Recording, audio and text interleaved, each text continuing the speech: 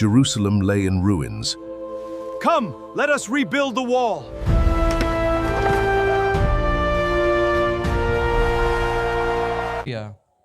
ஆமென். கர்த்தர் நல்லவர். ஸ்தோத்திரம். நம்ம இந்த நாளிலும் நாம் தொடர்ந்து கர்த்தருடைய வார்த்தையை கேட்க பரிசுத்த ஆவியானவர் நமக்கு கிருபை தருவாராக. அல்லேலூயா. ஆமென். கடந்த 8 நாட்களாக தேவ சமூகத்தில் நாம் வசனத்தை தியானித்தோம். இன்றைக்கும் கர்த்தருடைய சமூகத்தில் அவருடைய வசனத்தை, சத்திய வார்த்தையை கேட்கும்படியாக நாம் வந்திருக்கிறோம். அது நமக்கு மிகுந்த மகிழ்ச்சியை ஏற்படுத்தும். நம்ம இந்த நாளிலும் தாவீதை குறித்து இன்னும் சில வார்த்தைகளை தேவன் நம்மோடு பேசும்படியாக நம் தேவ சமூகத்தை நோக்கி நாம் பார்க்க போகிறோம். இந்த நாளிலும் நாம் வாசிக்கிற ஒரு வசன பகுதி என்னவென்றால், ஆமென், 1 சாமுவேல் 25ஆம் அதிகாரம் 1 சாமுவேல் 25ஆம் அதிகாரம் அதன் 21வது வசனத்தை நாம் வாசிக்க போகிறோம். தாவீது தன் ஜனங்களை நோக்கி, அவனுக்கு வனாந்தரத்தில் இருக்கிறதை எல்லாம் வீணாகவே காப்பாற்றினேன், அவனுக்கு உண்டானதெல்லாம் ஒன்றும் காணாமற் போனதில்லை என்றாலும் நன்மைக்கு பதிலாக அவன் எனக்கு தீமை செய்தான். ஆமென். தேவ சமூகத்தை நோக்கி நாம் ஜெபிக்கலாமா? பரிசுத்த ஆவியானவரே, உம்முடைய கரத்தில் வருகிறோம். பரிசுத்த ஆவியானவரே, உமது கரத்தில் வருகிறோம். பரிசுத்த ஆவியானவரே, உமது கரத்தில் வருகிறோம். பரிசுத்த ஆவியானவரே, உமது கரத்தில் வருகிறோம். அன்பின் பரலோக பிதாவே, குமாரனாம் இயேசுவின் நாமத்தினால் ஜெபிக்கிறோம். ஆசீர்வதிக்கப்பட்ட இந்த மகிழ்ச்சியான இந்த மாலை நேரத்திலையும் தேவன் எங்களோடு பேசுங்கப்பா. ஆண்டவர், லீதருடைய இருதயம் திறக்கப்பட்ட போது, கர்த்தருடைய வசனம் அதில் ஆண்டவரே பதிக்கப்பட்ட போது, அந்த லீதியாலை கொண்டு பெரிய பெரிய காரியங்களை ஆண்டவரை தேவன் செய்தது போல இந்த நாளில் நாங்கள் வசனத்தை கேட்கிறோம். அந்த வசனம் எங்களுக்குள்ள ஆண்டவரை கிரியை செய்து அது அநேகருக்கு பிரயோஜனம் உள்ளதாய் மாற கர்த்தர் உதவி செய்யுங்க.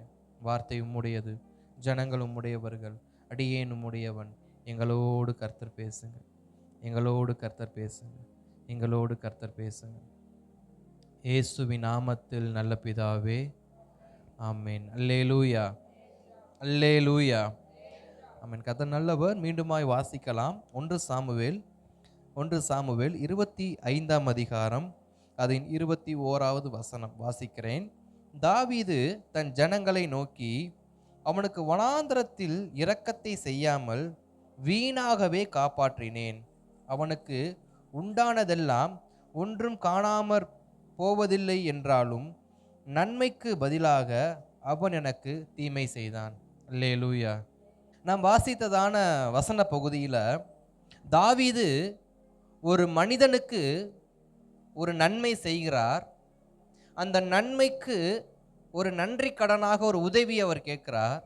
அந்த உதவி அவர் கேட்கும்போது அந்த நன்மை பெற்ற மனிதன் அவன் சொல்லுகிற வார்த்தை நிமித்தம் தாவீதுக்கு ஒரு கோபம் உண்டாகுது.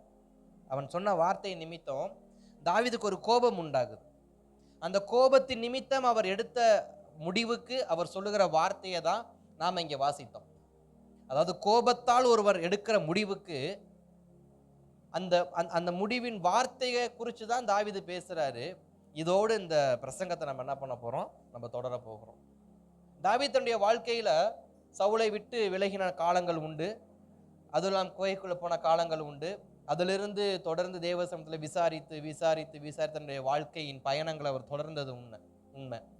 அப்படி இருக்கும் பொழுது அவர் தங்களுடைய வனாந்திர யாத்திரையில, அந்த வனாந்திர பாதையில அவர்கள் தங்கி இருக்கும் பொழுது அங்க மேய்ப்பர்கள் வருவது வழக்கம். வனாந்திரத்துல ஆடுகள் மேய்த்து கொண்டிருக்கும் பொழுது அங்க மேய்ப்பர்கள் வருவது உண்மை. அந்த மேய்ப்பர்கள் ஆடுகளை மேய்த்து விட்டு காடுகள் இருக்கிறதுனால அவங்க எப்பொழுதும் விழித்திருப்பாங்க. சில சமயம் உடைமைகள் காணா போகும், சில சமயம் ஆடுகள் காணா போகும். இப்படி பல திருட்டு காரியங்கள் என்ன பண்ணும், நடக்கும். இப்ப தாவீது போய்கொண்டிருக்கிற அந்த காட்டுக்குள்ள நாபால் என்கிற மனிதனுடையதான மேய்ப்பர்கள் என்ன பண்றாங்க, மந்தையை ஓட்டி கொண்டு வராங்க. நாபால் என்கிற மனிதனுடையதான மந்தை மேய்ப்பர்கள் தங்கள் மந்தையை ஓட்டி கொண்டு அந்த காட்டுக்குள் வருகிறார்கள். இப்ப தாவீது எதர்ச்சியா சந்திக்கும் போது தாவீது நல்ல மனிதனாய் இருந்தபடியினால் அவருடையதான உடைமைகளை எல்லாம் கொள்ளையடிக்காம, ஆடுகளை திருடாம, தாவீது ரொம்ப நல்ல பையனை போல அவங்களுக்கு நல்ல மனிதனை போல தன்னுடைய சிநேகத்தை காண்பித்து உதவி செய்தவரா இருக்கிறார். அவங்களுக்கு எப்படி உதவி செய்தாருன்னா, மிருகங்கள்ட்ட இருந்து மனிதர்கள்ட்ட இருந்து அவங்க உடைமைகளை, அவங்க ஆடுகளை காப்பாற்றி கொடுத்து அவங்களுக்கு நல்ல பாதுகாப்பு உடையவராக இருந்தார் அப்படிங்கிற வார்த்தையை அவரே சொல்லுவாரு. தாவீது 5வது வசனம் 25:5, தாவீது 10 வாலிபரை அழைத்து, நீங்கள் கர்மேலுக்கு போய்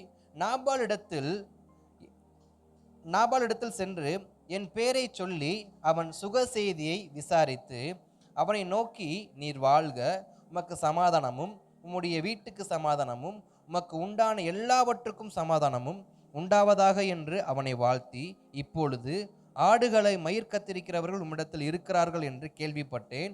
உம்முடைய மேய்ப்பர் எங்களோடு இருந்தார்கள்.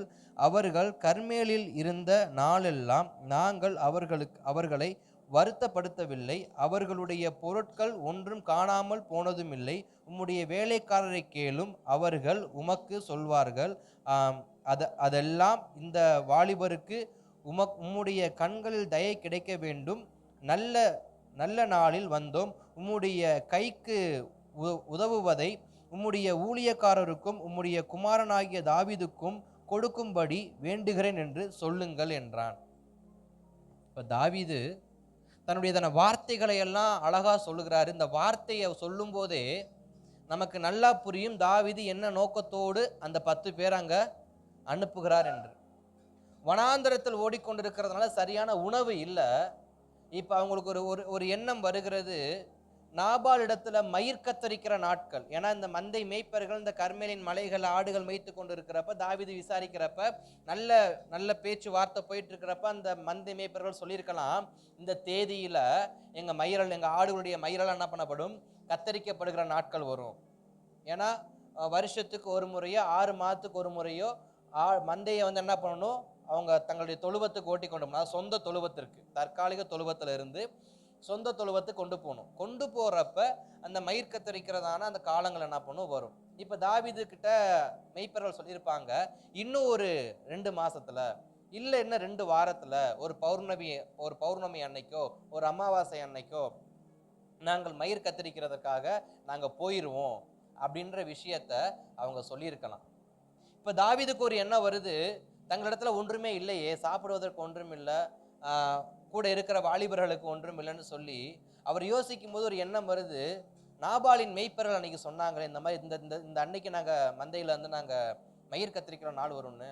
ஸோ நீங்கள் இன்னைக்கு மயிர் கத்திரிக்கிற நாளாக இருக்கிறபடினால அவங்கக்கிட்ட நிறையா அந்த காரியங்கள் அந்த ஃபங்க்ஷன் மாதிரி என்ன பண்ணுவாங்க. நீங்கள் போய் நன்மை செஞ்சுருக்கிறோம், உங்களுக்கு உதவி செய்ய விருப்பம் இருந்தால் உதவி செய்யுங்கன்னு போய் கேளுங்கன்னு சொல்லி அனுப்பி விடுறாரு.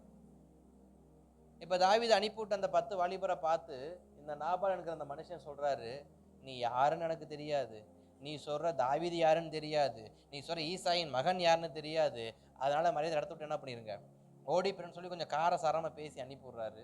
இந்த வார்த்தை தாவீதுக்கு வருது.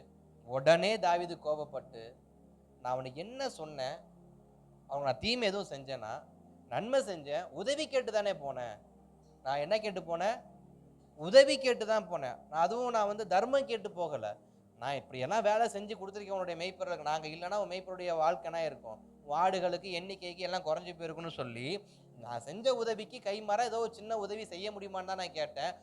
செய்ய முடியாதுன்னா முடியாதுன்னு போகணும். அதை விட்டுட்டு அவர் பேசினதான வார்த்தையெல்லாம் தாவீது கேட்டு கோபப்பட்டு அவர் புறப்பட்டு போகிற விஷயத்த அவர் மனைவி கேள்விப்படுறாங்க. அபிகாயில் என்கிறதான அவருடைய மனைவி கேள்விப்படுறாங்க. இப்போ அபிகாயிலுடைய மனைவி, அதாவது நாபாலுடைய மனைவி அபிகாயில் கேள்விப்பட்ட உடனே அவங்க செய்த காரியத்தை நம்ம பார்க்குறோம். 18வது வசனத்துல, அப்பொழுது அபிகாயில் தீவிரமாய் 200 அப்பங்களையும் 2 துருத்தி திராட்சை ரசத்தையும் சமையல் பண்ணப்பட்ட 5 ஆடுகளையும் 5 படி வறுத்த பயிற்றையும் வற்காலப்பட்ட 200 திராட்சை குலைகளும் வற்றாலான 200 அத்திப்பழ ஆடைகளையும் எடுத்து கழுதையின் மேல் ஏற்றி. அபிகாயில் நாபாலுடைய மனைவி, அந்த மனைவி செய்த காரியம் என்னன்னா, தாவீது இப்படிப்பட்ட ஒரு உதவி கேட்டு வந்திருக்காரு, அவர் எவ்வளவு பெரிய நபர், அவர் எவ்வளவு உதவியெல்லாம் நமக்கு செஞ்சிருக்காரு. அவர் வந்து உதவி கேட்கிறப்ப நம்ம உதவி செய்யாம இருக்கலாமா? என் கணவர் இப்படி பேசி அனுப்பிச்சிட்டாரு. ஏன்னா இப்ப அபிகாயில் இவ்வளவு துரிதப்படுறதுக்கு என்ன காரணம்? வேலையாட்கள் சொல்றாங்க, தாவீது அந்த மாதிரி ஆள் அனுப்புனாரு, நாபால் இந்த மாதிரிலாம் பதில் சொல்லிட்டாரு. இப்ப தாவீது கோபத்துல இருக்காரு. என்ன பண்ண போறாருன்னு தெரியல தாவீது. அவர் புறப்பட்டு வந்தாருன்னா இந்த கர்மேல நம்மளுடைய எல்லா காரியமே அழிச்சு போட்டு போயிருவாரு அப்படின்னு சொல்றப்ப அபிகாயில் ரொம்ப ஆர்வத்தோட ரொம்ப ஆதங்கத்தோட தாவீதை தடுத்து நிறுத்தணுமேன்னு சொல்லிட்டு இத்தனை காரியத்தையும் கொண்டு போறாங்க. அன்றைக்கு மயிர் கத்தரிக்கிற நாட்கள் அன்னைக்கு 5 ஆடு நாபால் சமைச்சிருக்காரு. எத்தனை ஆடு? 5 ஆடு. ஒரு ஆடு குறைஞ்சது 25 கிலோவாவது தேரும். ஒரு ஆடு குறைஞ்சது 25 to 30 கிலோ. இன்னைக்கு இருக்கிற ஆடெல்லாம் வத்தலும் தொத்தலமா 10 கிலோ 12 கிலோ தான் தேரும். அன்னைக்கு இருந்தாலும் நல்ல, அதாவது எப்படி சொல்றது, பசுமையான புல்வெளிகள்ல நடத்தப்பட்டதுனால புஷ்டியும் கொழுமையுமா இருந்துச்சான். அப்ப புஷ்டியும் கொழுமையுமா இருந்த ஆடுகள் எவ்வளவா இருக்கும்? குறைஞ்சது 25 to 30 கிலோ. இது கம்மியா தான் நான் சொல்றேன். ஒரு 30 கிலோ தோராயமா வச்சுக்கலாம். 5 ஆடு இப்ப எத்தனை கிலோ? 150 கிலோக்கு அங்க கறி விருந்து நடக்குது. 150 கிலோ கறியை எடுத்து சமைச்சு போடுற அளவுக்கு அங்க ஆட்கள் என்ன பண்றாங்க, வந்திருக்கிறாங்க. ஆனா அந்த நாபாலுக்கு இந்த 10 வாலிபர்களுக்கு உதவி செய்தவர்களுக்கு உதவி செய்ய அவனுக்கு என்ன இல்லை, மனசு இல்லை. 5 ஆடு. இவ அதாவது அபிகாயில் எடுத்தது கொஞ்சம், அதுக்கு மேலே அங்க சமையல் நடந்திருக்கு. ஏன்னா அங்க எப்படி ஒரு கூட்டம் இருந்திருக்கும். செஞ்சதை பூரா கொண்டு வந்து தாவீதுட்ட கொடுத்துருக்க வாய்ப்பு இல்லை. செஞ்சதுல கொஞ்சத்தை எடுத்து தாவீதுட்ட கொடுத்துட்டு மீதி அங்க வச்சிருப்பாங்க. அங்க இன்னும் அங்க ஒருவேளை 10 ஆடோ இன்னும் ஒருவேளை எக்ஸ்ட்ரா ஒரு 5 ஆடோ இருக்கலாம், தெரியல. இப்ப இவங்க எடுத்துட்டு வந்தது மட்டும் எவ்வளோ? 5 ஆடு. அதற்கப்புறம் வசனம் சொல்லுது 200 அப்பங்கள், 2 துருத்தி திராட்சை ரசங்கள், சமைக்கப்பட்ட 5 ஆடுகள், 5 படி வறுத்த பயிரையும் வற்றலாக்கப்பட்ட 200 குலை திராட்சை. 200 கிராம் ஒரு 200 கிலோவோ இல்லை, 200 குலை. ஒரு குலை எவ்வளவு பெருசு இருக்கும் நமக்கு பைபிள் சொல்லுகிறது. யோசுவாவின் புஸ்தகத்துல அவங்க சொல்றாங்க 2 பேரும் சுமக்கிற அளவுக்கு ஒரு திராட்சை குலை என்ன பண்ணுமா இருக்குமா? 2 பேர் சுமக்கிற அளவுக்கு ஒரு திராட்சை குலை இருக்கும். அப்ப 200 திராட்சை குலைங்கிறப்ப எவ்வளவு திராட்சைகள் இருக்குன்னு யோசிச்சுக்காங்க. ஏன்னா காஞ்சி போனதுக்கு அப்புறமா அது ரொம்ப ட்ரையா இருக்கும். முழுசா இருக்கிறப்ப நல்லா பெருசா இருக்கும். அது வத்தலா போட்டதுக்கு அப்புறமா அந்த உலர் திராட்சை எப்படி இருக்கும்னு நமக்கு தெரியும். இப்ப 200 கொலையை தூக்கிட்டு வர்றது அந்த அம்மா. அதுக்கு மாத்திரமல்ல, அடுத்த வார்த்தை சொல்லப்படுகிறது, வற்றலாக்கப்பட்ட 200 அத்திப்பழ அடை. இன்னைக்கு நம்ம சொல்ற ட்ரை ஃப்ரூட்ஸ் எல்லாத்தையும் அன்னைக்கு தாவீதுக்கு இந்த அம்மா எப்படி கொடுத்துருக்குறாங்க? வெகுமதியா, நன்றி கடனா கொடுத்துருக்குறாங்க. இதை கொடுக்க யாருக்கு மனசு இல்லை? நாபாலுக்கு கொடுக்க மனசு இல்லை. இன்னைக்கு நம்ம தியானிக்க போகிற வார்த்தையே, நமக்கு நன்மை செய்தா நன்மை செய்ய பழகணும், தீமைக்கு தீமை செய்ய பழகக்கூடாது. தாவீதுடையதான எண்ணம் எப்படிப்பட்டதா இருக்கு, அவர் தன்னை எப்படி அந்த சத்தியத்தின் பாதையில நடத்துறாருங்கிற வார்த்தையை தான் நம்ம தியானிக்க போகிறோம். எப்படி தாவீது தன்னை கர்த்தருக்கு முன்பாக நிறுத்துகிறார், தன்னை கர்த்தருக்கு முன்பாக எப்படி நிறுத்துகிறார் என்பதை தான் நம்ம பார்க்க போறோம். தாவீதுக்கு இவ்வளவு கோபம் வருது. இவ்வளவு கோபம் இவ்வளவு பொருட்களை எல்லாம் அபிகாயில் ஏற்றி கொண்டு வந்து அபிகாயில தாவீதை மறைச்சி நின்று பேசுறாங்க. தாவீது இப்படி சொல்லிட்டு இருக்காரு, நான் நன்மை செஞ்சேன், அவன் எனக்கு தீமை செஞ்சுட்டான். இப்ப தீமை செஞ்சவனை நான் சும்மா விடமாட்டேன், இன்னைக்கு ஏதாவது ஒன்று செய்யாம நான் விடமாட்டேன்னு சொல்லிட்டு தாவீது இப்படி சொல்றாரு. அப்ப அபிகாயில் தாவீதை பார்த்து சொன்ன ஒரு வார்த்தையை நான் வாசிக்க விரும்புறேன். 26வது வசனத்துல, இப்போதும் என் ஆண்டவனே. இப்ப தாவீது சொன்ன வார்த்தை என்ன? 21வது வசனத்துல, நன்மைக்கு பதிலாக அவன் எனக்கு தீமை செய்தான், அவனுக்கு உண்டான எல்லாவற்றிலும் சுவரில் நீர் விடும் நாய் முதலாய் பொழுது விடியும் மட்டும் நான் உயிரோடே வைத்தால் தேவன் தாவீதின் சத்துருக்கு அதற்கு சரியாகவும் அதற்கு அதிகமாகவும் செய்ய கடவர் என்று சொல்லி இருந்தான். இப்ப தாவீது என்ன ஸ்டேட்மெண்ட் அங்க கொடுத்திருக்காரு? நான் செஞ்ச நன்மைக்கு உனக்கு நன்மை செய்ய வக்கில்லைன்னா உன் வீட்டில் இருக்கிற ஒரு நாயை கூட என்ன பண்ண மாட்டேன், நான் விட்டு வைக்க மாட்டேன், எல்லாத்தையும் கொன்றுவேன். அப்படி நான் கொல்லலைன்னா இதுக்கு அதிகமா கர்த்தனுக்கு செய்யட்டும். ஒண்ணு அதுக்கு சரிக்கு சமமா செய்யட்டும், இல்லை அதுக்கு அதிகமா செய்யட்டும். இப்ப தாவீதுடைய கோபம் எந்த அளவுக்கு இருக்குங்கிறத நம்ம தான் பார்க்க போறோம். இப்ப தாவீதுக்கு எந்த அளவுக்கு கோபம் இருக்கு? ஒருவன்கிட்ட உதவி கேட்க போனாரு, அதாவது ஒருவனுக்கு நன்மை செய்திருக்காரு, செய்த நன்மைக்கு உதவியா ஏதாவது அவங்க வீட்டுல ஃபங்க்ஷன் ஸோ ஃபங்க்ஷன் இருக்கு, ஒரு பெரிய விழா இருக்கு, இப்போ நிறைய பணங்கள் இருக்கு, ஸோ ஹெல்ப் கேட்கும்படியாக உதவி கேட்கும்படி ஆள் அனுப்புறாரு. இருக்கு இல்லைன்னு சொல்லியிருந்தா வேற, அவமானப்படுத்தி அனுப்பியிருக்கிறாங்க. அவமானத்துக்கு தாவீது சொன்ன வார்த்தையை தான் இங்க நம்ம பார்க்கிறோம். ஒருவன் அவமானப்படுத்தினதுக்கு தாவீது சொன்ன வார்த்தை, நீ இருக்க மாட்ட, உன் வீட்டில் இருக்க எவனும் இருக்க மாட்டான், உன் வீட்டில் இருக்கிற நாய் கூட என்ன பண்ணாது. நாய்னாக்க நாய் மாத்திரம் இல்லை, அங்கே இருக்க ஒட்டுமொத்த மிருகஜீவனை என்ன பண்ணிடுவேன், நான் காலி பண்ணிடுவேன்னு சொல்லி அத்தனை கோபத்தோட தாவீது இருக்கிறப்ப அந்த தாவீதை பார்த்து அபிகாயில் சொன்ன வார்த்தை, அந்த தாவீதுக்கு அபிகாயில் சொன்ன வார்த்தை என்னன்னா 26வது வசனத்துல, இப்போதும் என் ஆண்டவனே, நீ இரத்தம் சிந்த வரவும் உம்முடைய கை நீதியை சரி கட்டவும் கர்த்தர் உமக்கு இடம் கொடுக்கவில்லை என்பதை கர்த்தருடைய ஜீவனை கொண்டு உம்முடைய ஜீவனை கொண்டும் சொல்லுகிறேன். இப்போதும் உம்முடைய சத்துருக்களும் என் ஆண்டவனுக்கு விரோதமாக பொல்லாப்பு தேடுகிறவர்களும் நாபாலை போல ஆக கடவார்கள். முதல்ல இந்த அம்மா சொல்ற வார்த்தை, கோபத்தோடு இருக்கிற தாவீதை பார்த்து இந்த அபிகாயில் சொல்ற வார்த்தை, நீங்க ரத்தம் சிந்தும்படி வரல, கர்த்தர் உமக்கு இடம் கொடுக்கவும் இல்லை. இந்த காரியத்தை செய்ய கர்த்தர் உமக்கு இடம் கொடுக்கல. நேற்று நம்ம தியானித்தோம், தாவீது எந்த காரியம் செய்வதா இருந்தாலும் ஜெபித்து விட்டு ஆலோசனை கேட்டு செய்வார் நம்ம பார்த்தோம். தாவீது எதுவாக இருந்தாலும் தேவ சமூகத்துல ஆலோசனை கேட்டு அதன்படி செயல்படுவார்னு நம்ம பார்த்தோம். ஆனா அதே தாவீது இன்றைக்கு எப்படிப்பட்ட கோபத்துல செயல்படக்கூடியவராக இருக்கிறார். என்றைக்கும் நாம் தேவ சமூகத்தில் விசாரித்து செயல்படக்கூடிய நாம நம் சொந்த விருப்பத்தின்படி, நம்ம சொந்த வெறுப்பின்படி, நம்முடைய சொந்த கோபத்தின்படி செயல்படுவோம் என்றால் விளைவுகள் மோசமா இருக்கும். அந்த விளைவுகள் வரக்கூடாதுன்னு அபிகாயில் செய்கிற காரியத்தை தான் நம்ம பார்க்கிறோம். விளைவுகளை நான் கடைசி ஒரு 5-10 நிமிஷம் நான் சொல்றேன். இப்ப தாவீதுக்கு நேரம் நம்ம போவோம். இப்ப அபிகாயில் சொல்றாங்க, கர்த்தர் உமக்கு இடம் கொடுக்கவில்லை. நீங்க நாபாலுக்கு முன்பாக போய் அவன் காரியத்தை எல்லாம் ஒன்றும் இல்லாமல் நிர்மூலமாக கர்த்தர் இடம் கொடுக்கலங்கிறத முதலாவது நீங்க புரிஞ்சுக்கங்க தாவீது. நான் என்னுடைய கோபத்தின் உச்சியில் இருக்கும் பொழுது என்னுடையதான ஸ்தோத்திர நிலைமையை நான் எப்படி புரிஞ்சுக்கணும் அப்படின்னா, இதை தேவன் எனக்கு அனுமதித்திருக்கிறாரா இல்லையான்னு என்னை சுற்றி இருக்கிற யாராவது ஒருவர் இந்த வார்த்தை என்கிட்ட சொல்லுவாங்க. யாராவது ஒருத்தர் இந்த வார்த்தையை சொல்லுவாங்க.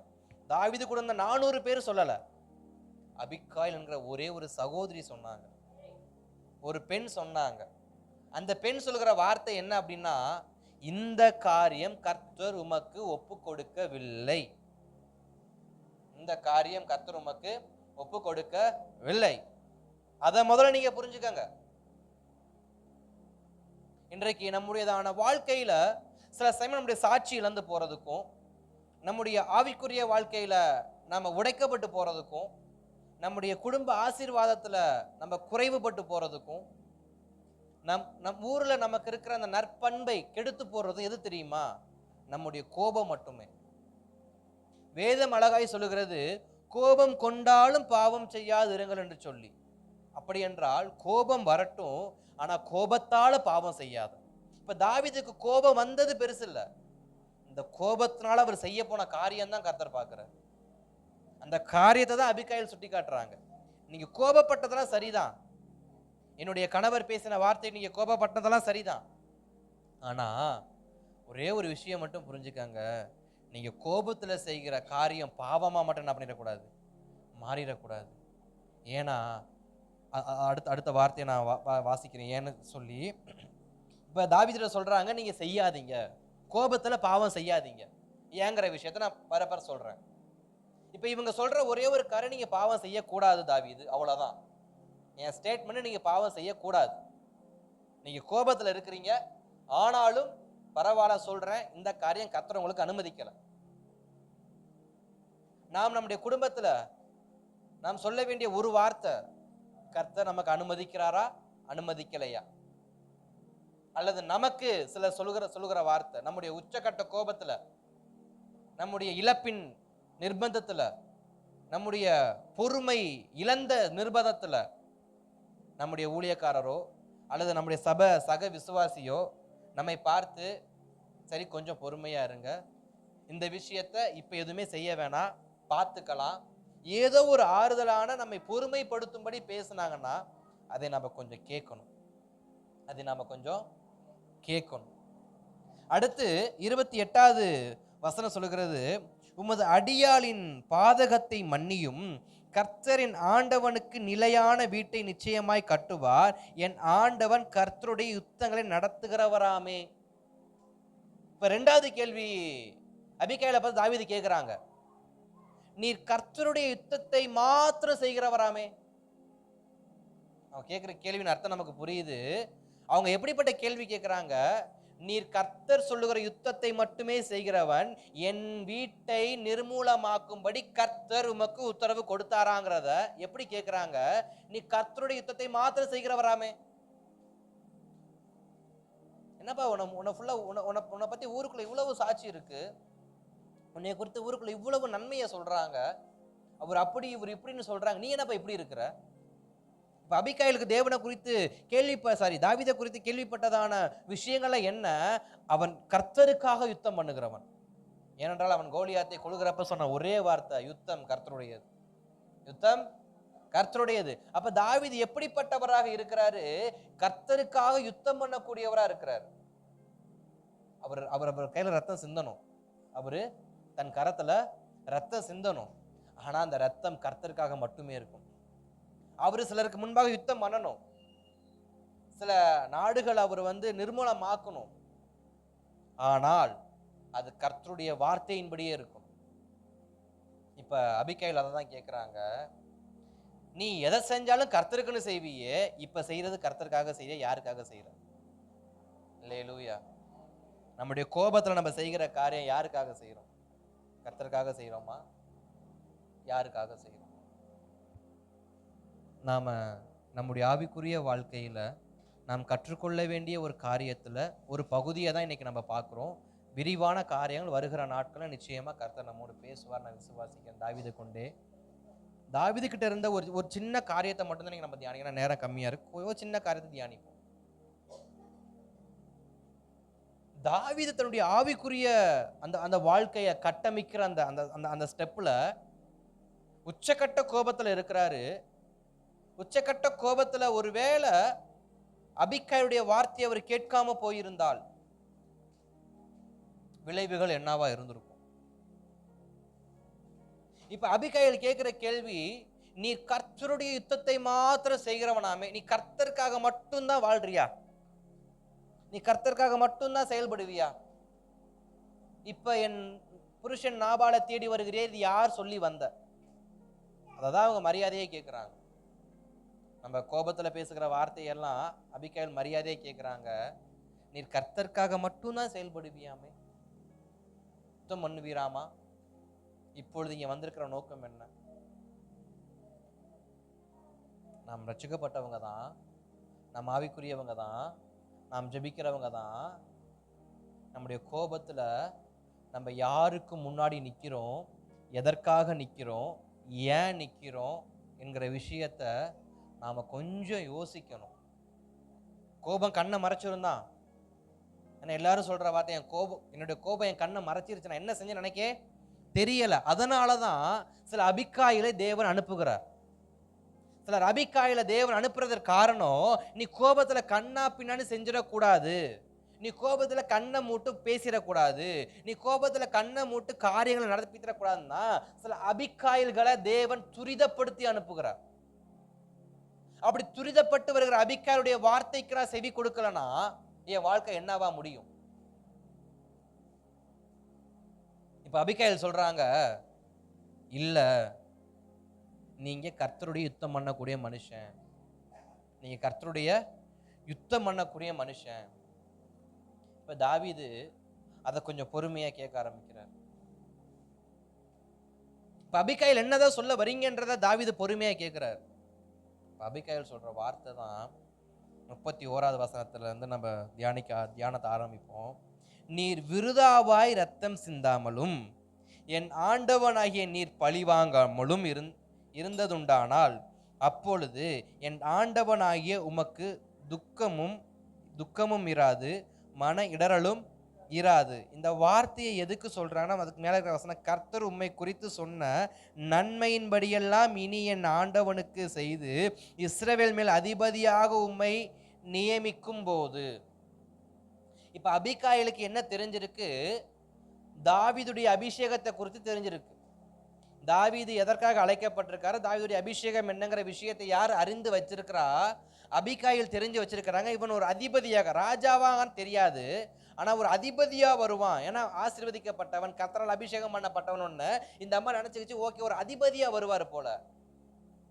அவர் சொல்றாங்க, நீங்க அதிபதியா வரும்போது நீர் விருதாவாய் ரத்தம் சிந்தாமலும் என் ஆண்டவனாகிய நீர் பழி வாங்காமலும் இருந்ததுண்டானால் அப்பொழுது என் ஆண்டவனாகிய உமக்கு துக்கமும் இராது, மன இடறலும் இராது. இப்ப தாவீது கேட்கிறாரு, ஏன் நான் உங்களை தடுக்கிறேன் தெரியுமா? தாவீது அபிகாயில் சொல்றாங்க, ஏன் தெரியுமா நான் தடுக்கிறேன்? நீங்க அதிபதியா வரும் பொழுது இப்படி குற்றமில்லாத ரத்தம் சிந்திட்டோமேன்னு சொல்லி நீங்க என்ன பண்ணக்கூடாது? வருத்தப்படக்கூடாது, நீங்க துக்கப்படக்கூடாது, நீங்க இடரல் அடையக்கூடாதுன்னு உங்களுடைய ஆவிக்குரிய ஓட்டத்துல நீங்க உடஞ்சிடக்கூடாதுன்னு சொல்லி நான் உங்களை என்ன பண்றேன்? தடுக்கிறேன். இப்ப தாவீது பார்க்கிறாரு, நான் எதுக்கு இப்ப நாபாலுடைய குடும்பத்தை அழிக்கும்படி வந்தேன்? நான் உதவி கேட்டேன், எனக்கு உதவி செய்யல, அவ்வளவுதான். அவன் பேசின வார்த்தை கொஞ்சம் கரடு முரடான வார்த்தை தான். அதுக்காக நான் இவ்வளோ பெரிய ஒரு முடிவெடுத்து வந்திருக்கேனா? நான் ரத்தம் சிந்தும்படி வந்திருக்கிறேனா? நம்ம யோசிக்கணும். நம்முடைய வாழ்க்கையில, நம்முடைய ஆவிக்குரிய தன்மையில நம்ம எந்தெந்த காரியங்களை எப்படியெல்லாம் நம்ம செய்கிறோம், அந்த காரியத்துல கோபத்தோட செய்கிற காரியங்கள், கண்ணை மூடி செய்கிற காரியங்கள் எத்தனையோ இருக்கு. நான் நிறைய முறை அப்படிப்பட்ட காரியங்களை யோசிச்சு நான் வருத்தப்பட்டது உண்டு. கோபம் எனக்கு ரொம்ப அதிகமாக வர நேரத்தில் எதையாவது ஒன்று பேசி சொல்லிட்டு போயிடுவேன். அதுக்கப்புறமா அதை உட்காந்து ஆற போட்டு ஊற போட்டு காய போட்டு யோசிக்கிறப்ப தான் தெரியும், ஒன்றுமே இல்லை, எதுக்கே போய் கோவப்பட்டோம் அப்படின்னு. அந்த விஷயத்தை உட்காந்து ஒன்றுமே இருந்திருக்காது, அதுக்கு நான் கோவப்பட்டு இருந்திருப்பேன். அடுத்து என்ன நடக்கும்? அதனால நம்ம யாருக்கிட்ட கோபப்பட்டோமோ அவங்களை அடுத்த டைம் ஃபேஸ் பண்றதுக்கு நம்முடைய இருதயம் என்ன பண்ணுமா? துக்கப்படுமா? நம்முடைய இருதயம் என்ன பண்ணுமா? இடரல் அடையுமா? இப்ப தாவீது யாரை அடுத்து ஃபேஸ் பண்ண போறாரு? கர்த்தரை. மனுஷனை இங்க நான் இப்ப சொல்ல வரல. நாபால் செத்ததுக்கு அப்புறமா நாபால் அங்க யாரும் பார்க்க போறது இல்ல. இப்ப தாவீது யார் அடுத்து பார்க்கணும்? யார்கிட்ட அடுத்து விசாரிக்க போகணும்? யாருக்கிட்ட அடுத்து உதவி கேட்டு போகணும்? கர்த்தர் சமூகத்துக்கு போகிறப்பெல்லாம் கர்த்தர் இதை உனக்கு சொல்லியே காட்டி கொண்டிருப்பார். உனக்கு இடரல் உண்டாய் கொண்டே இருக்கும், உனக்கு துக்கம் உண்டாய் கொண்டே இருக்கும். அப்படி உன்னுடைய ஜெப வாழ்க்கை கெட்டு போகாம இருக்கணும்னா, உன் ஆவிக்குரிய வாழ்க்கை கெட்டு போகாம இருக்கணும்னா, உன்னுடைய அபிஷேகம் கெட்டு போகாம இருக்கணும்னா, உன்னை குறித்து நற்சாட்சி கெட்டு போகாம இருக்கணும்னா, நீ கோபம் கொண்டாலும் பாவம் செய்யாம இருக்கணும். அல்லேலூயா. அவங்க எப்படி கொண்டு போறாங்க பாருங்க. உன் ஜெப வாழ்க்கையை கெடுக்கிறதே நீ கோபத்துல செஞ்ச காரியம்தான். எத்தனை பேருடைய ஜெபத்துல இதை உணர்ந்திருக்கிறீங்க? ஜெபிக்க உட்கார்ந்துருக்கலாம், தேவ சமூகத்துல உட்கார்ந்து இருந்திருக்கலாம். நம்ம நேற்றோ முந்தானேத்தோ அல்லது இன்றைக்கு காலையிலையோ கோபத்துல சில வார்த்தையை விட்டுருக்கலாம், சில காரியங்களை பேசியிருக்கலாம். பேசிட்டு ஜோமன் உட்காரப்ப எத்தனை பேர் ஜெபிக்க முடியாம இருதயத்தில் இடரல் உண்டாகி துக்கம் உண்டாகி, என்னாண்டவரே நான் பண்றது, பேசி தொலைஞ்சிட்டேன், இப்ப நான் என்னதான் பண்றது? எத்தனை பேருக்கு அந்த அனுபவம் இருந்திருக்கு? எனக்கு அந்த அனுபவம் அநேக நேரத்தில் வந்திருக்கு. நிறைய பேசிட்டு போயிருவேன் போற போக்குல. ஜோமனா உட்காந்து அங்கே ஒண்ணுமே ஓடாது, எனக்கு ஒரு சமாதானமும் இருக்காது, ஒரு இடரல் உறுத்திக்கிட்டே இருக்கும். இருதயம் எப்படிப்பட்டதா இருக்கும்? உறுத்தலோடே இருக்கும். அது என்ன உறுத்தலுங்கிறத உட்காந்து யோசிச்சாதான் புரியும். ஓ இதுதானா அது? அந்த காரியத்துக்கு நம்ம கோபப்பட்டது சரிதானான்னு யோசிச்சா அது அதை விட கேவலமா இருக்கும். ஒன்னுத்துக்கும் இல்லாத விஷயத்துக்கு கோபப்பட்டு இருந்திருப்போம். நம்முடைய கோபம் எதை உடைக்குதுன்னு சொன்னா, தேவ சமூகத்தில் விசாரிக்கும் போது, தேவ சமூகத்தில் அமர்ந்திருக்கும் பொழுது நமக்கு இடரலை உண்டாக்குகிறது. அப்படி என்றால் என் ஜெபத்தை அது உடைக்குது. என் ஜெபம் இது வரைக்கும் ஃபோக்கஸ்டா இருந்துச்சு, இது வரைக்கும் என் ஜெபம் சரியான நோக்கத்தோடு இருந்துச்சு, இது வரைக்கும் நான் தேவ சமூகத்தில் சரியா ஜெபித்து கொண்டிருந்தேன், இப்ப சரியான காரியத்துக்காக ஜெபிக்க முடியல. காரணம் இடரல். இடரல் வர காரணம் என்ன? ரத்தம் சிந்தினது. ஏன் ரத்தம் சிந்தின? கோபப்பட்டதனால. ஏன் கோபப்பட்டேன்? நான் உதவி கேட்டேன், அவன் உதவி செய்யல. இப்போ கோபத்தினுடைய உச்சக்கட்டம். இப்போ சவுல் மேல தாவீது கோபப்பட்டு தாவீது கை ஊங்கினா கூட அதை நம்ம ஒரு விதத்துல ஏத்துக்கலாம். ஏன்னா தாவீது எத்தனையோ வீச தாவீதை கொல்லும்படி என்ன பண்ணாரு, ஈட்டி எரிஞ்சாரு, ஆள் வச்சாரு, எல்லாம் செட் பண்ணாரு. ஆனா தாவீது தன் ஜீவனுக்கு பாதகம் பண்ணவன நேசிச்சாரு, உதவி செய்ய மறுத்தவன கொல்லும்படி புறப்பட்டு நிற்கிறார். இன்னைக்கு நம்முடைய வாழ்க்கையில அநேக நேரம் அப்படிதான். பிசாசுக்கு எதிர்த்து நிற்க மாட்டோம். நம்ம துரத்திக்கிட்டு இருக்கிறது யாரு? சத்ரு. அவனை விட்டுருவோம். வீட்டில் இருக்கிற புள்ள பூச்சிக்கிட்டெல்லாம் என்ன பண்ணிட்டு இருப்போம்? சண்டை போட்டு உக்காந்துட்டு இருப்போம். அப்ப வேதம் நமக்கு இன்றைக்கு கற்றுக் கொடுக்கிற ஒரு காரியம், என் கோபம் பாவம் செய்கிறது, அந்த பாவம் என் ஜெபத்தை உடைக்குது. ஒரு நாள் ஜெபத்தை இல்லை, நான் ஜெபத்துல உட்காரும் போதெல்லாம் கத்துறதை என்கிட்ட பேசிக்கிட்டே இருப்பேன். அன்னைக்கு பண்ணல, அதுல சமாதானம் ஆனாலும் கர்த்தர் விட மாட்டார். சமாதானமானாலும் அந்த இடரலை கர்த்தர் என்ன பண்ண மாட்டேன் நம்மள இருந்து. ஏன்னா அடுத்த முறை நீ செய்யக்கூடாது அப்படின்றதுக்காண்டி. இப்ப ஏன் சங்கீதம் 51 தாவீது எழுதினார்னு உங்களுக்கு புரிஞ்சிருக்கும்னு நினைக்கிறேன்.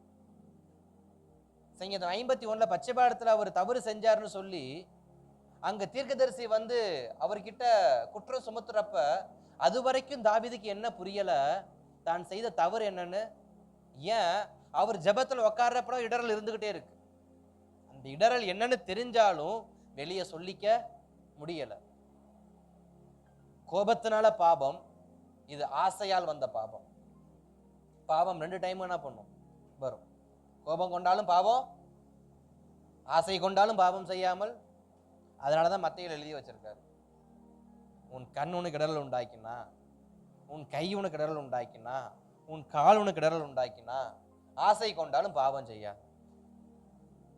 இதை நீங்க அந்த வசனத்துக்கு பக்கத்துல எழுதினாலும் சரி, இல்ல வேற பக்கம் எழுதி வச்சுக்கிட்டாலும் சரி, கோபம் கொண்டாலும் அப்படிங்கிறது கீழே பாவம் செய்தாலும் எழுதி வச்சு, சாரி ஆசைப்பட்டாலும் எழுதி வச்சுக்கோங்க. இன்றைக்கு பாவம் 2 விதத்துல வரும். தாவீது 2த்துக்கு உதாரணமா இருக்காரு. ஒண்ணு கோபத்தினால, இன்னொன்னு ஆசையினால. ஆசையால் வந்த கோபத்துக்கும் அவர்தான் அன்றைக்கு புத்தி தெளிஞ்சிச்சு. ஆசை, அதாவது கோபத்துல பாவம் வந்தா கூட புத்தி தெளிஞ்சிரும். ஆனா ஆசையில பாவம் வந்த புத்தி என்ன பண்ணாது, தெரியாது. ஆசைக்கும் கோபத்துக்கும் இதான் வித்தியாசம். கோபத்துல போனவன் அபிகாயிலுடைய வார்த்தையை கேட்டோடனே கம்முன்னு ஆயிட்டான். ஆனா ஆசையில பாவம் செய்ய போனவன் 1000 வார்த்தையை கேட்டும் செவி கூட கேட்கல. அவன் ஆசை அவன் கண்ணை மறைத்தது. அவன் ஆசை அவன் கண்ணை மறைத்தது. அந்த ஆசை அவனை ரத்தம் சிந்தும்படி வைத்தது. கோபத்துல போனவன் ரத்தம் சிந்தல, ஆசையோடு போனவன் இப்ப ரத்தம் சிந்தி நிக்கிறான். கோபத்தோடு போனவன் ரத்தம் சிந்தல, நாபால கொல்லும்படி கோபத்தோட பட்டயத்தை எடுத்துட்டு போன தாவீது அங்க வந்து என்ன பண்ணல, பாவம் பண்ணல, ரத்தம் சிந்தல. அது கோபம், அதுல கூட தப்பிச்சிட்டாரு. ஆனா எதுல விழுந்துட்டாரு? ஆசையோடு போனப்ப ரத்தத்தை சிந்தி பாவம் செஞ்சு. இப்ப தேவனை விட்டு அவர் எப்படிப்பட்டவரா இருக்கிறாரு? விலக்கப்பட்டவராக,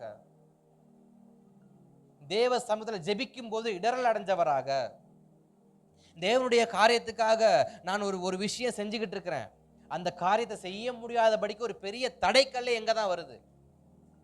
அவர் சிந்தின ரத்தத்தினால். அபிகாயில போல நம்ம கிட்ட சிலர் பேசுறாங்கன்னா, அந்த சத்திய வசனத்துக்கு தயவா நம்ம கீழ்ப்படிஞ்சு நம்ம ஆவிக்குரிய வாழ்க்கையை கட்டிட்டோம்னா நம்முடைய வாழ்க்கை தப்பிச்சிடும்.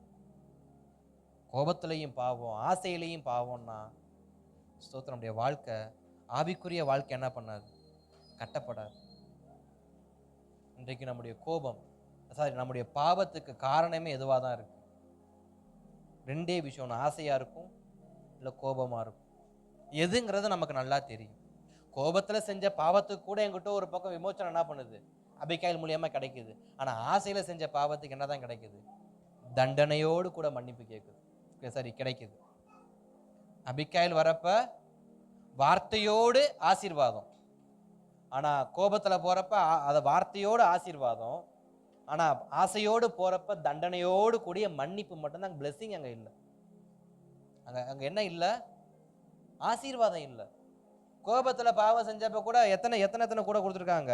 அபிகாயில் தீரம் 2 துருத்தி திராட்சை ரசத்தையும், சமைக்கப்பட்ட 5 ஆடுகளையும், 5 படி வறுத்த பயிரையும், வற்றலாக்கப்பட்ட 200 திராட்சை கொலைகளையும், வற்றலாக்கப்பட்ட 200 அத்திப்பழங்களையும், அதற்கு மேல சொல்லப்பட்ட 200 அப்பங்களையும், இத்தனையும் கொண்டு போறாங்க. யாருக்கு? கோபத்தோட ஒருத்தன் வர அவனை சமாதானப்படுத்த. நம்ம கோபத்தோடு இருந்தா கூட தேவன் நம்மளை சமாதானப்படுத்த சில பிளஸிங்கை கொடுப்பாரு. ஆனா ஆசையோடு பாவம் செஞ்சா, ஆசையோடு பாவம் செய்ய போனா பிளெஸ்ஸிங்லாம் இல்லை. அங்க இருக்கிறதெல்லாம் வெறும் பனிஷ்மெண்ட் மட்டும்தான், தண்டனை மட்டும்தான், நியாய தீர்ப்பு மட்டும்தான். ஸ்தோத்திரம். 2 காரியங்களை மனதில் வைத்துக் கொள்ளணும். நம்ம ரத்தம் சிந்துறோம்னா அந்த ரத்தம் சிந்துறது எதனால? கோபத்திலையா, ஆசையிலையா? கோபமா இருந்தா மன்னிப்பு இருக்கு, சரி, ஆசீர்வாதம் வந்துடும். ஏதோ மன்னிப்பு கேட்டு அபிகாயில் போல யாராவது வந்து நமக்கு கொடுத்துருவாங்க. ஆனா வேறு விதமா இருந்தா, வேறு காரியமா இருந்தா அதற்கு என்ன கிடைக்காதான்? ஆசீர்வாதம் கிடைக்காது, மன்னிப்பும் தண்டனையும் தான் கிடைக்கும். அபிகாயில் கிட்ட, தாவீது கிட்ட அபிகாயில் சொல்லுகிற ஒரே ஒரு விஷயம், நீ கர்த்தருக்காக யுத்தம் பண்ணக்கூடியவன், நீ கர்த்தருக்காக யுத்தம் பண்ணக்கூடியவன், நீ தேவையில்லாத காரியத்துக்கு உன்னுடைய நேரத்தை வீணடிக்காத. நமக்கு ஏகப்பட்ட கர்த்தருடைய காரியம் இருக்கு, அதை விட்டுட்டு நீ வந்து சம்பந்தம் இல்லாத விஷயத்துல என்ன பண்ணாத, உன் மூக்க நுழைக்காத.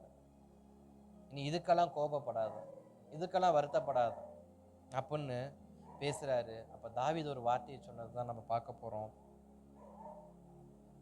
அப்பொழுது 32வது வசனம், அப்பொழுது தாவீது அபிகாயிலை நோக்கி, உன்னை இன்றைய தினம் என்னை சந்திக்க அனுப்பின இஸ்ரவேலின் தேவனாகிய கர்த்தருக்கு ஸ்தோத்திரம். நீ சொல்லிய யோசனை ஆசீர்வதிக்கப்படுவதாக. நான் ரத்தம் சிந்த வராதபடிக்கு என் கையை பழிவாங்காதபடிக்கும் நீ இன்றைய தினம் எனக்கு தடை பண்ணினபடியினால் நீயும் ஆசீர்வதிக்கப்படுவாயாக. நம்மளை நோக்கி ஒரு வார்த்தை வரும் பொழுது அதை நாம் யோசிக்கணும், அதை நாம் தியானிக்கணும், அதை நாம் நிதானிக்கணும். யோசிக்கணும், தியானிக்கணும், நம்முடைய வாழ்க்கையை அதை நிதானிக்கணும். இப்ப தாவீது அபிகாயுடைய வார்த்தையை எல்லாம் கேட்டாரு, அதையெல்லாம் யோசிக்கிறாரு, அதையெல்லாம் இப்ப நிதானிக்கிறார். ஆமா, இந்த பொண்ணு சொல்றதெல்லாம் சரிதானே, இப்ப நான் இந்த கொன்னுருவேன், ஆனா இந்த பொண்ணு சொன்ன மாதிரி தான் அடுத்து எனக்கு என்ன நடக்கும்? இடரல் உண்டாயிட்டே இருக்கும். நான் அதிபதி ஆனாலும் என்னை இதை குறித்து எல்லாரும் என்ன பேசுவாங்க? மோசேயை குறித்து அங்க இஸ்ரவேல் ஜனங்கள் எகிப்து தேசத்துல பேசிய வார்த்தையை தேவ சமூகத்துல மோசே கொண்டு வருவார் பார்த்தீங்களா? என்னை இப்படிலாம் இவங்க பேசுவாங்க ஆண்டவர். ஏன் 40 வருஷமா அது உள்ள என்ன ஓடிட்டு இருக்கு? இடரலா இருந்துகிட்டே இருக்கு. யாருக்கு? மோசேக்கு. எத்தனை வருஷம்? 40 வருஷம். செஞ்சது 40 வயசுல, அதை சொல்லி காட்டுறது எந்த வயசுல? 80 வயசு வரைக்கும் சொல்லி காட்டிட்டு இருக்காரு. யார்கிட்ட? தேவன்ட்டே சொல்றாரு, ஆண்டவரே நான் போக மாட்டேன், அவன் என்னையே ஏத்துக்க மாட்டாங்க, நான் ஏற்கனவே ஒருத்தனை கொன்னு போட்டு வந்துட்டேன், என்னை அவன் கொலகாரன்னு சொல்லுவானே தவிர நீ தேவனுடைய புத்திரன்னு சொல்ல மாட்டான், நான் அவனுக்கு ரட்சகர்னு சொன்னாலும் அவனை நம்ப மாட்டான், நான் அவனை விடுதலையாக்க வந்திருக்கேன்னு சொன்னா நம்ப மாட்டான். அப்படின்னா நான் ஒரு தலைவனானாலும், நான் ஒரு அதிபதியானாலும், நான் ஒரு ராஜாவானாலும், நான் ஒரு மிகப்பெரிய நல்ல தேவனுக்கு அடுத்த இல்லை, தேவனுடைய ஸ்தானத்துக்கு தேவனுடையதான பிரதிநிதியாக நான் மாறினாலும் என்னை கண்டு ஜனங்கள் சொல்லுகிற ஒரு வார்த்தை என்னன்னு இப்ப மோசே புலம்பிட்டு இருக்காரு, நான் ஒரு கொலகாரன், நான் ஒரு கோபக்காரன். இது யாருக்குள்ள ஓடிக்கிட்டு இருக்கு? மோசைக்குள்ள ஓடிக்கிட்டு இருக்கு. மோசைக்குள்ளேயே இந்த எண்ணம் ஓடும்னா அதை அனுபவித்த அவர்களுக்குள்ள எந்த எண்ணம் ஓடிக்கிட்டு இருக்கு? இப்ப மோசையை பார்க்கறப்பலாம் அதை தான் இங்க அபிகாயில் தாவீதுக்கு சொல்றாங்க. அதை தான் தாவீது யோசிக்கிறாரு. ஆமா இல்ல, இப்ப நான் செஞ்சிருவேன், செஞ்சுட்டு என்ன பண்ணணும்? உட்காந்து யோசிக்கணும்.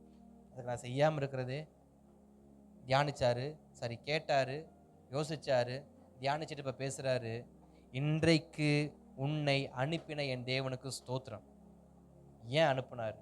நான் ரத்தம் சிந்தாதபடிக்கு நீ என்னைய தடுத்ததுக்காக ஸ்தோத்திரம்.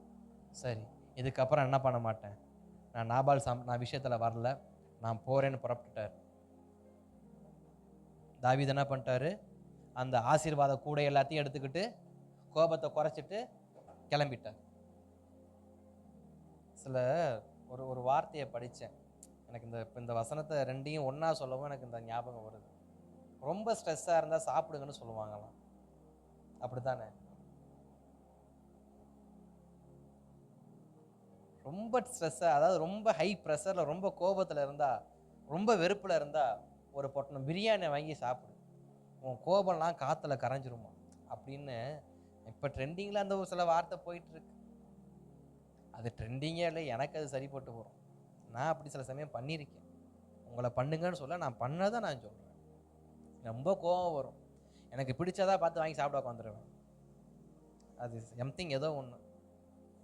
இப்போ தாவீது, நான் இப்படி யோசிக்கிறேன், உச்சகட்ட கோபத்தை அந்த தாவீதுக்கு எதை பார்த்தோன்னா கோபம் குறைஞ்சிருச்சு. இப்போ அங்கே இருந்த ஆசீர்வாதம் கூட, அந்த ஆசீர்வாதம் கூட என்ன இருக்குது? சமைக்கப்பட்ட 5 ஆடு, 200 அப்பம், 200 திராட்சை கொலை, 200 அத்திப்பழ அடை, 2 துருத்தி திராட்சை ரசத்தை பார்த்தோன்னே இவருக்கு என்ன ஆயிடுச்சு? வந்த கோபமும் போயிருச்சுன்னு நான் சும்மா விளையாட்டா சொல்கிறேன். அல்லேலூயா. இப்போ ஸ்தோத்திரம். எல்லாத்தையும் தாவீது எடுத்துகிட்டு கோபத்தை குறைச்சிட்டு போயிட்டாரு. இப்போ நாபாலுங்கிற ஒருத்தங்க நின்றுக்கிட்டு இருக்கிறான். இது எல்லாத்துக்கும் மூல காரணமாக, மூலஸ்தானமாக யார் இருக்காங்க? நாபால் இருக்கார். அபிகாயில், தாவீது, இவர்கள் இருவரும் சமாதானத்தோடு பிரிந்துட்டாங்க. ஆனால் இப்போ இதுக்கெல்லாம் மூல காரணம் அந்த நாபால விஷயத்தை யோசிக்கிறப்ப, நாபாலுடைய வாழ்க்கை தான் ரொம்ப கேவலமாக போய் முடிஞ்சிச்சு. 38வது வசனத்தில், அதற்கு முன்னாடி, அதாவது 35, 36, 37 அபிகாயில் போய் நாபான்கிட்ட சொல்கிறாங்க, நாபானே இந்த மாதிரிலாம் நீ பண்ண, தாவீது இந்த மாதிரி வந்தார், இதெல்லாம் கொடுத்து அனுப்பிச்சிருக்கேன்னு சொன்னோன்னே அவனுக்கு உச்சக்கட்ட கோவம் வந்துருச்சு. அபிகாயிலுக்கு உனக்கு ஒரு வேலை கிடையாது போகலாம் அப்படின்னு சொல்லிட்டு அவங்க என்ன பண்ணிட்டாங்க? போயிட்டாங்க. ஆனால் இதெல்லாம் யார் பார்த்துக்கிட்டு இருந்தா? கர்த்தர் பார்த்துக்கிட்டு இருந்தா. இந்த சம்பவத்தெல்லாம் யார் பார்த்துக்கிட்டு இருக்காரு? கர்த்தர் பார்த்துட்டு இருக்காரு. கர்த்தர் தாவீதை கோபப்பட்டு போன்னு சொல்லலை, கர்த்தர் அபிகாயில போன்னு சொல்லலை, கர்த்தர் நாபான் அந்த மாதிரி பேசின அனுமதி எதுவுமே இதுக்கும் கர்த்தருக்கும் சம்பந்தம் இல்லை. இது சாதாரண மனிதருடைய உரையாடல்கள் மட்டுமே. மனிதனுக்கு இயல்பாய் வரக்கூடிய எண்ணங்கள், மனிதனுக்கு இயல்பாய் வரக்கூடியதான யோசனைகள் தான் இதை பார்த்த சப்ஜெக்ட் எல்லாமே. இது எல்லாத்தையும் கர்த்தர் பார்த்துட்டாங்க. வேதம் அழகா சொல்றது, கர்த்தர் 38வது வசனத்துல, கர்த்தர் நாபாலை வாதித்ததினால் ஏறக்குறைய 10 நாளைக்கு பின்பு அவன் செத்தான். இப்ப யாரு உள்ள என்ட்ரி ஆகுறா? இவங்க 2 பேரும் பேசிட்டு இருக்கிறாங்க. மனித யோசனை நிமித்தம் வந்ததான எல்லா விஷயத்தையும் அபிகாயில் தாவீதுக்கு சொல்றாங்க. தாவீது அதை கேட்கிறாரு, ஏற்றுக்கொள்கிறாரு, கீழ்ப்படுகிறாரு. ஓகே, என் ஆவிக்குரிய வாழ்க்கை நான் களங்கப்படுத்திக்க கூடாது. இது ஒரு சாதாரண மனித ஆலோசனை. கர்த்தரனை அனுப்பினார்னு சொல்லி காத்த போலையோ சாமுவேலை போல யாரும் வரல. கர்த்தரனை அனுப்பினார், உன்னை இந்த மாதிரி சொல்ல சொன்னார், நாங்க யாரும் என்ன பண்ணல. சிம்பிளான ஒரு ஆலோசனை, சாதாரண ஒரு உலக பிரகாரமான ஆலோசனை, சாதாரண ஒரு ஆவிக்குரிய ஆலோசனை. உலக பிரகாரம் சாதாரண ஆவிக்குரிய ஆலோசனைய தாவீது கேட்டதுனால அதை யார் கவனித்து கொண்டு இருக்கிறாரு? 2 பேர் பேசுவதை தேவன் என்ன பண்ணுவாராம்? கேட்பாராம். அபிகாயில் சொல்ற விஷயம் சரியான காரியம். எஸ், இது சரியான காரியம். யார் உணர்றா? கர்த்தர் உணர்றாரு. இதுக்கு கீழ்ப்படிந்தது சரிதான். யார் உணர்றா? தாவீது உணர்ந்ததை கர்த்தர் உணர்றாரு. ஆமாம் தாவீது, இதை நீ உணர்ந்து கொண்டது நல்லது, உண்மைதான். நீ பின்வாங்கி வந்ததும் சரிதான், நான் அதை கனப்படுத்துறேன். இப்போ உன்னை அவமானப்படுத்தினான் பத்தியா, அவங்கிட்ட நான் போறேன். நாபால கர்த்தர் வாதித்ததுனால அவன் செத்தான வேதம் சொல்லுது. நமக்கு ஒருவர் தீமை செய்தாலும், நம்ம நன்மை செய்தோம், நமக்கு அவங்க தீமை செஞ்சாலும் கர்த்தர் சரி கட்டுவார் நம்ம விட்டு கொடுக்கும் பொழுது. வாசிக்கலாம், சங்கீதம் 54ஆம் சங்கீதம் 15வது வசனத்துல வாசிக்கலாம். சங்கீதம் 54 15வது வசனத்துல ஒரு வார்த்தையை தாவீதே சொல்லுவார். தாவீதுடைய வார்த்தையை தான் நம்ம, அவர் என் சத்துருக்களுக்கு தீமைக்கு தீமை சரி கட்டுவார், உமது சத்தியத்தின் நிமித்தம் அவர்களை நிர்மூலமாக்கும். போதும். அழகான வார்த்தை தாவீது சொல்ற வார்த்தை. அவர் என் சத்துருக்களுக்கு தீமைக்கு தீமையை சரி கட்டுவார். இப்ப நாபான் யாரு? தாவீதை பத்திரிக்கை ஒரு சத்துரு. இந்த சத்துருக்களுக்கு யாரு தீமைக்கு தீமை சரி? அவன் செய்த தீமைக்கு கர்த்தர் அவனுக்கு தீமைக்கு தீமை சரி கட்டுறார். இப்ப நாபான் யாருக்கு தீமை செய்தான்? தாவீதுக்கு. தாவீதுக்கு நாபான் தீமை செய்தது நிமித்தம் நாபானுக்கு தாவீது தீமை செய்ய வந்தாரு. ஆனா தீமை செய்ய நினைத்த காரியத்து நிமித்தம் மனஸ்தாபப்பட்டு பின்வாங்கி போயிட்டாரு. இப்ப நாபான் செய்த தீமைக்கு கர்த்தர் தீமைக்கு தீமை சரி கட்டுறாரு. நம்முடைய வாழ்க்கையில எத்தனை காரியங்கள் வந்தாலும் நமக்கு தீமை செய்தவர்களுக்கு நாம தீமை செய்யணும்னு நினைச்சா நிச்சயமாய் கர்த்தர் நமக்கு இடைபட மாட்டார். நம்முடைய வாழ்க்கையில நமக்கு ஏற்பட்டதான இழப்புகளுக்கு, நமக்கு ஏற்பட்டதான நஷ்டங்களுக்கு, நமக்கு ஏற்பட்டதான அவமானங்களுக்கு, நமக்கு ஏற்பட்டதான சகல துன்பத்தின் பாதைகளுக்கு, சில அவமானங்களுக்கு நமக்கு சரிக்கு சரி கட்டப்பட வேண்டும் என்றால், நமக்கு தீமைக்கு சரி கட்டப்பட வேண்டும் என்றால், நான் செயல்படுவதை விட நான் செயல்படாமல் அமைதியா இருக்கும் பொழுது எனக்காக ஒருவர் செயல்படுவார். கர்த்தர் எனக்காக யாவையும் செய்து முடிப்பார் என்றால், கர்த்தர் எனக்காக யுத்தம் செய்வார் என்றால், நான் சும்மா இருக்க வேண்டும் என்றால், நான் எப்பொழுதெல்லாம் சும்மா இருக்கணுமா? என்னை ஒருவன் நிந்திக்கும் பொழுது, என்னை ஒருவன் அவமானப்படுத்தும் பொழுது, என்னை ஒருவன் துன்பப்படுத்தும் பொழுது, என் ஆசீர்வாதங்களை ஒருவன் பிடுங்கும் பொழுது, என்னை ஒருவன் மதிக்காமல் போகும் பொழுது, என்னோடு உறவாடினவர்கள் என்னை மதிக்காமல் என்னிடத்தில் நன்மை பெற்றுக்கொண்டவர்கள். ஏன்னா இப்ப ஸ்தோத்திரம், நாபாலுடையதான மந்தை மேய்ப்பர்கள் எல்லாமே அந்த கர்மேல் மலையில் ஆடு மேய்த்து கொண்டு இருக்கிறப்ப அவங்களுக்கு உதவி தேவைப்பட்டிருக்கும். அவங்க கைவிடப்பட்டவங்க, அவங்களுக்கு வீடு கிடையாது, அவங்களுக்கு வாசல் கிடையாது, அவங்க மேய்ப்பர்கள், வீடெல்லாம் இருக்கு, பட் இந்த இடத்துல அவங்களுக்கு எதுவுமே கிடையாது, கைவிடப்பட்டவங்க. அநேக கைவிடப்பட்ட மனிதர்கள், யாருமே அடைக்கலம் இல்லாதவங்க நம்ம அடைக்கலம் கொடுத்துருப்போம். அடைக்கலம் இல்லாத அநேகருக்கு நம்ம அடைக்கலம் கொடுத்துருப்போம், அவங்களுக்கு உதவி செய்திருப்போம், அவங்க கூட பழகியிருப்போம், அவரோட நண்பர்களாக இருந்திருப்போம், அவரோட உறவாக இருந்திருப்போம். ஆனால் ஒரு மயிர் கத்திரிக்கப்படுகிறது ஒரு ஆசீர்வதிக்கப்பட்ட வாழ்க்கை, ஒரு ஆசீர்வாதம். ஏன்னா அன்றைக்கு அந்த கத்திரிக்கப்பட்ட மயிர் எல்லாமே அவங்க என்ன பண்ணுவாங்க? வியாபாரம் பண்ணுவாங்க. எத்தனை கூட டன் வந்து இன்றைக்குமே அநேக ஆட்டுத்தோல் மயிரெல்லாம் என்ன பண்ணப்படுது, அது சாரி ஆட்டு மயிரெல்லாம் என்ன பண்ணப்படுது, ரொம்ப விலை உயர்ந்த நம்மளுடைய தலைமயிரை என்ன பண்ணுறாங்க, 50 கிராமு 30 ரூபான்னு கொடுத்து வாங்கிட்டு போயிட்டு இருக்கிறாங்க. அப்போ ஆட்டோட மயிரெல்லாம் இன்றைக்கு அதை வச்சு தான் என்ன பண்ணுறாங்க, ஃபாரின் நிறைய எக்ஸ்போர்ட் பண்ணி நல்ல அந்த நூல்லாம் என்ன பண்ணுறாங்க, நூல் ஸ்வெட்ரு சம்திங் நிறைய என்ன பண்ணுறாங்க, தயாரிக்கிறாங்க. அப்போ அது ரொம்ப விசேஷமானது. அப்போ அதை எக்ஸ்போர்ட் பண்ணுறப்ப இப்போ ஒருத்தர்கிட்ட 100 ஆடு இருக்குன்னா, 100 ஆடு 150 ஆடு 200 ஆடு 300 ஆடு 500 ஆடு இருக்குது. இப்போ அத்தனை ஆட்டுக்கும் மயிர் கத்திரிக்கனா எவ்வளவு அந்த ரோமங்கள் கிடைக்கும், ஆட்டோட ரோமங்கள். இப்போ அதை எக்ஸ்போர்ட் பண்ணாக்கா அவர் எவ்வளோ பணம் கிடைக்கும், ஒரு பெரிய விழா. நாபால் அன்னைக்கு எதுவுமே இல்லாம இருந்தான், இன்றைக்கு மயிர் கத்திரிக்கப்படுகிற நாள் வந்துருச்சு. இப்ப அவன் பணக்காரன் ஆயிட்டான். இப்ப அவன் யாரை மதிக்கல? தனக்கு எதுவுமே இல்லாத காலத்துல இருந்த தாவீத இப்ப இவன் மதிக்கல. அன்றைக்கு தாவீதுக்கு நன்றி சொல்லியிருப்பான், ஐயோ தாவீதுனால என் மெய்ப்பர்கள் எல்லாம் என்ன ஆயிருப்பாங்க. ஆனா இன்றைக்கு நன்மை பெற்றவன் ஆசீர்வதிக்கப்பட்ட உடனே நன்மை செய்தவனை மறந்துடுறான். அல்லேலூயா. இப்ப ஸ்தோத்திரம், தாவீதுக்கு அதான் கோபமே. அன்னைக்கு நான் உன்னைய பாதுகாக்கலன்னா உன்கிட்ட இருந்த 150 ஆடும் உன்கிட்ட 200 ஆடும் ஓனாய்க்கோ புலிக்கோ சிங்கத்துக்கோ இல்ல திருடர்களுக்கோ அகப்பட்டு உன்கிட்ட ஒண்ணுமே இல்லாம போயிருந்திருக்கும். உனக்கு எந்த ஒரு பின்புலமும் இல்லாத காலத்துல நான் உனக்கு பின்புலமா இருந்தேன். ஆனா இன்னைக்கு எனக்கு ஒரு உதவி வரப்ப நீ மனுஷனை கூட என்ன பண்ணல, மதிக்கல. இதையெல்லாம் யாரு கவனிக்கிறா? கர்த்தர். நாபால கர்த்தர் சரி கட்டுவதற்கு காரணம் என்ன? உனக்கு இவ்வளவு விஷயத்தை தாவீது எதிர்பார்ப்பு இல்லாம செஞ்சான். அன்றைக்கு மந்தை மேய்த்ததுக்கு மந்தை காவலருக்கு சரி ஓகே நான் உங்களை பாதுகாத்துக்கிறேன், வாரத்துக்கு ஒரு ஆடு எனக்கு கொடுங்கன்னு தாவீது என்ன பண்ணல, கேட்கல. அவங்க மாச கணக்கெல்லாம் அங்க இருந்திருக்கலாம். தாவீது ஒரு நாள் கூட நீங்க வாரத்துக்கு ஒரு ஆடு அடிங்க எல்லாரும் சேர்ந்து சாப்பிடலாம் அவர் கேட்டது இல்லை. எந்த எதிர்பார்ப்பும் இல்லாமல் உதவி செய்த தாவீது ஒரு ஒரு நெருக்கடி வரப்ப உதவி கேட்கிறார். உதவி செய்ய யாரு வரல? நாபால் வரல. ஏன்? அன்னைக்கு எனக்கு உதவி தேவைப்பட்டுச்சு, நீ பெரியவனா இருந்த, நான் சின்னவனா இருந்தேன், இன்னைக்கு நான் தான் பெரியவன், உனக்கு நான் உதவி செய்ய முடியாது. இப்படிப்பட்ட மனிதர்களை நீங்க சந்திக்கும் போது தயவா கோபப்படாதீங்க, வீணான வார்த்தையை உதறிடாதீங்க. நான் நன்மை செய்து நல்லா இருக்கிற நீ இன்னைக்கு எனக்கு ஒரு நெருக்கம் வரப்ப நன்மை செய்ய முடியலன்னா பரவாயில்ல, அப்படியே விட்டுருங்க, தேவ சமூகத்துக்கு வந்துருங்க. தேவன்கிட்ட கூட சொல்ல வேணாம், கர்த்தர் பார்த்துக்கிட்டே இருப்பார். இங்க தாவீது ஜெபிக்கல, ஆண்டவரே நான் நாபானுக்கு செஞ்ச உதவிக்கு அந்த அந்த நாபானுங்கிற அந்த அந்த பையன் எனக்கு ஒண்ணுமே பண்ண மாட்டேன், புலம்பெல்லாம் இல்லை.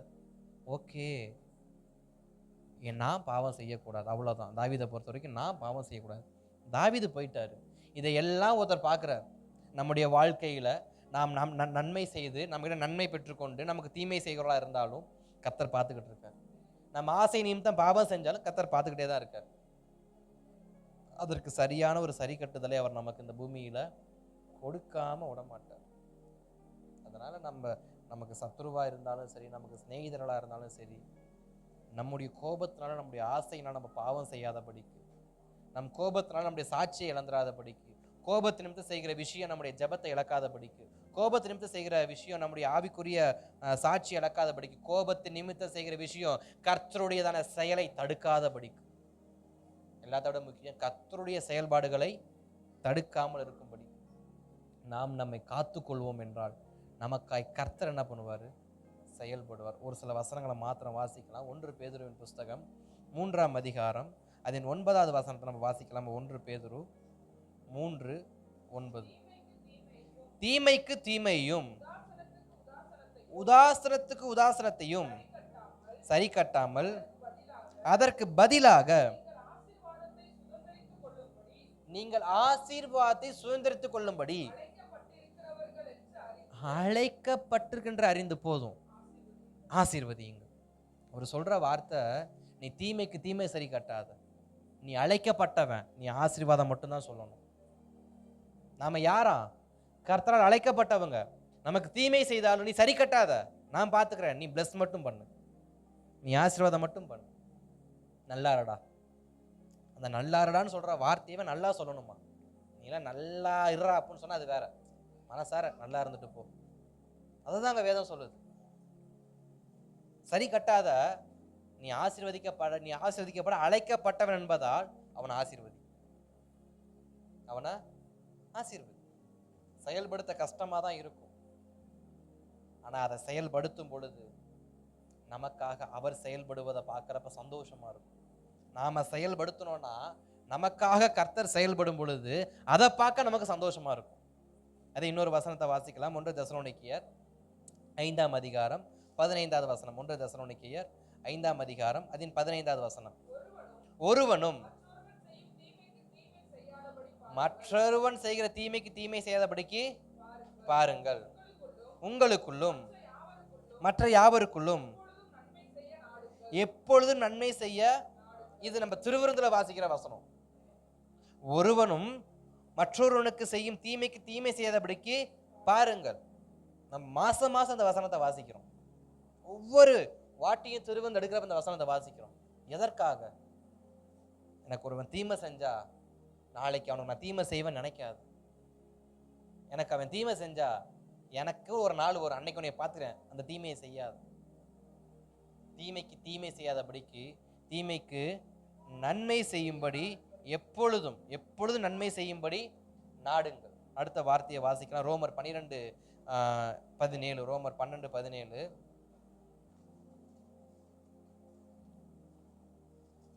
ரோமர் எழுதின புஸ்தகம். ஒருவனுக்கும் தீமைக்கு தீமை செய்யாதிருங்கள், எல்லா மனுஷருக்கு முன்பாகவும் யோக்கியமானவைகளை செய்ய நாடுங்கள். இப்ப பவுல் சொல்றாரு, தீமைக்கு தீமை என்பது யோக்கியம் கிடையாது. அவர் எதை சொல்ல வர? தீமைக்கு தீமை செய்வது யோக்கியம் கிடையாது. அப்படின்னா அது நல்லது இல்லை, அது உண்மை இல்லை. நமக்கு அநேகமாக கற்றுக் கொடுத்ததுக்கு நன்மை செஞ்சா நன்மை செய், தீமை செஞ்சா தீமை செய். ஆனா பவுல் சொல்றாரு, தீமைக்கு தீமை செய்வது யோக்கியமான செயல் அல்ல, அது நல்ல செயல் கிடையாது. தீமைக்கு தீமையை தான் செய்யணுங்கிறது நல்ல செயல் கிடையாது. பழி வாங்குவது நல்ல செயல் கிடையாது. துன்பப்படுத்துவது நல்ல செயல் கிடையாது. அவனை ஆசீர்வதிப்பதே நல்ல செயலுங்கிற விஷயத்த பவுல் நம்ம கற்றுக்கூட. கடைசியான வசனம் நீதிமொழிகள் 20:22. நீதிமொழிகள் புஸ்தகம் 20:22 மட்டும் வாசிச்சு நம்ம முடிச்சிடலாம். நீதிமொழி 20. தீமைக்கு சரி கட்டுவேன் என்று சொல்லாதே, கர்த்தருக்கு காத்திரு, அவர் உன்னை ரட்சிப்பார். சாலமன் வெளிப்படையாவே சொல்றாரு, தீமைக்கு தீமை செய்வன்னு சொல்லவே சொல்லாது, கர்த்தர் சரி கட்டுவார், விட்டுரு.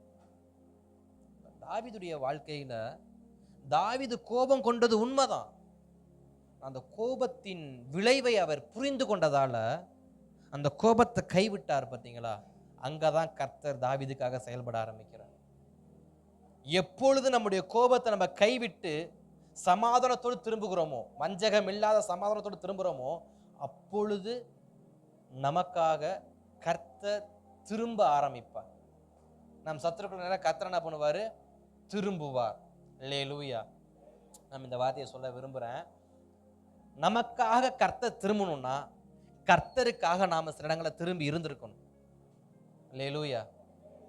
எனக்காக கர்த்தர் திரும்பணும், எனக்காக கர்த்தர் செயல்படணும், எனக்காக கர்த்தர் வழக்காடணும், எனக்காக கர்த்தர் விசாரிக்கணும்னா நானும் கர்த்தருக்காக அத்தகைய காரியங்களை திரும்பி இருக்கணும், விசாரித்திருக்கணும், கீழ்ப்படிந்திருக்கணும். செயல்பட்டு இருக்கும் பொழுது எனக்காகவும் கர்த்தர் அதை செய்து முடிப்பார்.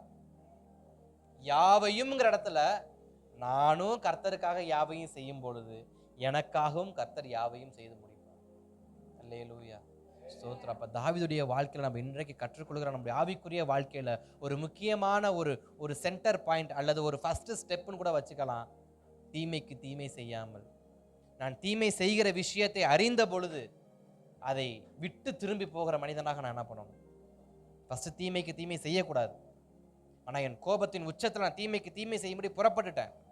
அபிகாயில போல சிலர் வந்து, நீங்க செய்யறது தவறு, நீங்க குற்றமற்ற ரத்தத்தை சிந்துவதற்கு அழைக்கப்படலை, நீங்க கர்த்தருடைய யுத்தத்தை செய்யும்படி அழைக்கப்பட்டிருக்கிறீங்க, அதையும் மீறி நீங்க யுத்தம் பண்ணுவேன்னு போனா, அதையும் மீறி நீங்க தீமைக்கு தீமை செய்வேன்னு போனா, நாளைக்கு நீங்க அதிபதி ஆகும்போது அது உங்களுக்கு இடரலாவே இருக்கும். நீங்க ஜெபத்துக்கு போகிறப்ப அது இடரலா இருக்கும், நீங்க ஆவிக்குரிய ஊழியம் செய்யறப்ப இடரலா இருக்கும், நீங்க மற்றவர்களுக்காக அந்த அந்த வீட்டை கடந்து போகிறப்ப, சத்தியத்தை கொண்டு போகிறப்ப, டிராக்ஸை கொண்டு போறப்ப, இயேசு உங்களை ஆசீர்வதிப்பார்னு சொல்ல போறப்ப அது இடரலா என்ன பண்ணும்? இருக்கும். அதனால தாவீதிலிருந்து நம்ம கற்றுக்கொள்கிற ஒரே ஒரு காரியம், தீமைக்கு தீமை செய்யாமல். அப்படி தீமைக்கு தீமை செய்ய போகும்போது இப்படிப்பட்ட வார்த்தையை கர்த்தர் பேசும்போது நாம் திரும்புவோம் என்றால் நாபான் இடத்தில் கர்த்தர் என்ன பண்ணுவார்? திரும்புவார். அல்லேலூயா. தேவ சமூகத்துல இந்த வார்த்தையை சொல்லி நம்ம ஜெபிக்கலாம். ஆண்டவரே, உடைய சமூகத்துல வருகிறோம், உடைய சமூகத்துல வருகிறோம், உடைய சமூகத்துல வருகிறோம்ப்பா. நான் தீமைக்கு தீமை செய்யாதபடி நன்மை செய்ய நாட எனக்கு உதவி செய்யுங்கப்பா. எனக்கு தீமை செய்தது உண்மை. நான் தீமை செய்தாங்கன்னு கோபத்துல சில விஷயங்கள் நான் கையில் எடுத்தது உண்மை. ஆனா அதெல்லாம் தவறுன்னு அபிகாயில போல ஒருவர் சொல்லும்போது நான் அப்படியே கீழ்ப்படி எனக்கு உதவி செய்யுங்கப்பா. அந்த இருதயத்தை எனக்கு தாங்கப்பா. அபிகாயில போல சில இடத்துல பேசும்போது நான் அந்த இடத்துல அப்படியே எஸ் நான் செஞ்சது தவறுதான் நான் விட்டுட்டு கீழ்ப்படிஞ்சு அந்த தீமையை நான் விட்டு விலகி போக எனக்கு உதவி செய்யுங்கப்பா. மது கரத்தில் வருகிற ஆண்டவரே, மது கரத்தில் வருகிறேன், மது கரத்தில் வருகிறேன். நான் தீமைக்கு தீமை செய்யாதபடிக்கு கர்த்தரனை விலக்குவீராக.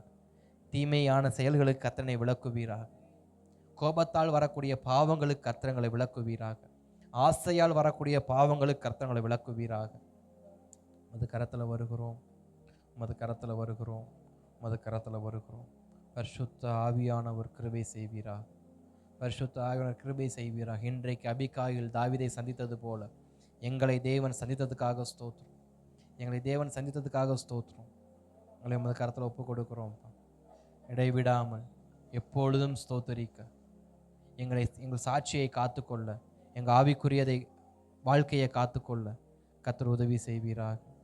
உம்முடைய கரத்தில் வருகிறோம், மது கரத்தில் வருகிறோம், உமது கரத்தில் விட்டு கொடுக்கிறோம். அன்பின் நல்ல ஆண்டவரே, இயேசுவின் நாமத்தில் ஜெபிக்கிறோம். ஆசீர்வதிக்கப்பட்ட இந்த நல்ல மாலை நேரத்திலும் எங்களோடு கர்த்தர் பேசினதான அந்த சத்திய வசனங்களுக்காக ஸ்தோத்திரம். அபிகாயில் தாவீதை சந்தித்தது போல இன்றைக்கு கர்த்தருடைய வசனம் எங்களை சந்தித்திருக்குதுப்பா. நாங்கள் கோபத்தோடு செய்த காரியங்களுக்கெல்லாம் மன்னிப்பு கேட்குறோம். நாங்கள் கோபத்தை இன்னும் மனதில் வைத்து அந்த நாளுக்காக காத்திருக்கிறோன்னா இனி அந்த நாளுக்காக நான் காத்திருக்க மாட்டேன் ஆண்டவரே. அந்த நாளை நான் தூக்கி எறிஞ்சிடுறேன். நான் மக்காய் காத்திருக்கிறேன். நான் நன்மை செய்து நல்லா இருக்கிற ஒருவன் எனக்கு நன்மை செய்யலைன்னு சொல்லி எனக்கும் ஒரு நாள் நான் காத்திருக்கிறேன்னு சொன்னான். தயவா என்னை மன்னிங்கப்பா. நான் அந்த மனுஷனுக்கு நான் எதிர்த்து நிற்க மாட்டேன். கர்த்தர் எனக்கு நிச்சயமாய் சரி கட்டுவீரப்பா. என் சத்துருக்களுக்கு தீமைக்கு நீங்க சரி கட்டுவீங்க ஆண்டவரே. நான் மனதார அதை விட்டுறேன்ப்பா. அதை நான் மனசார விட்டுறேன், மனசார விட்டுறேன். உமது கரத்தில் வைக்கிறோம்ப்பா. தொடர்ந்து நடத்துங்க, தொடர்ந்து நடத்துங்க, தொடர்ந்து நடத்துங்க. இயேசுவின் நாமத்தில் நல்ல பிதாவே.